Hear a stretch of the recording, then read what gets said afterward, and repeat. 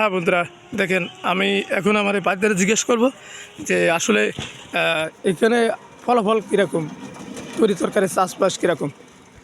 ভাইয়া আপনাদের এখানে এই এই তরি তরকারি কীরকম চাষবাস বলেন তো। এই আপনার পাশে আছে মরিচ গাছ, এটা আছে একমাত্র আমার ক্ষেত। এই যে এটা আগা মাথা ওই মাথা পর্যন্ত, আচ্ছা মাশাল্লাহ আল্লাহ ভালো ফলন দিছে। মরিচের দিকে মারেন, আপনি ক্যামেরা দেখেন, অনেক আচ্ছা সুন্দর মরিচ হয়েছে। দেখেছেন বন্ধুরা, দেখেন কষ্ট করতে পারলে আসলে ফলাফল কেমন হয় সেটা আপনারা দেখেন, নিজের চোখে দেখেন। এই যে এই বাম পাশে আছে আপনার ভুট্টা ক্ষেত, দেখেন আচ্ছা এই যে ভুট্টাগুলো, এই ক্ষেতটাও আমার। দেখেন এই আগামাথায় কিন্তু ওই আগা ভুট্টা, মাথা ভুট্টা ক্ষেত, অনেক দেখেন অনেক ভালো ফল হয়েছে। দেখেন কী পরিমাণে আসলে ভুট্টা হয়েছে তা দেখেন বন্ধুরা, দেখেন আসলে এটা অনেক পরিশ্রমের ফসল, এটা ঠিক দেখেন আছে। খুব কষ্টকর আর পরিশ্রমের ফসল এটা। তো আসলে কষ্ট করতে পারলে কিন্তু টাকা দিতে পারে না।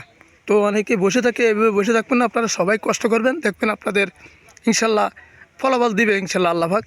তো এই যে আমিও কষ্ট করে ভিডিও বানাচ্ছি, তো আপনারা দেখতে পাচ্ছেন বন্ধুরা।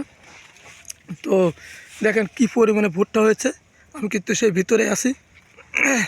তো আসলে ভাইরা কষ্ট করার দান আল্লাহ পাক যেন দেয়। আপনারা দোয়া করবেন, সবাই ভালো থাকবেন। আসসালামু আলাইকুম, আবার দেখা হবে।